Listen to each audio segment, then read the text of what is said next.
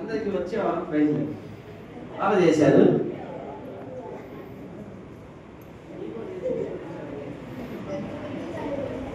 ఇక్కడ senior junior కేజీలు తారతమ్యం లేదు, అందరికి ఇస్తాం.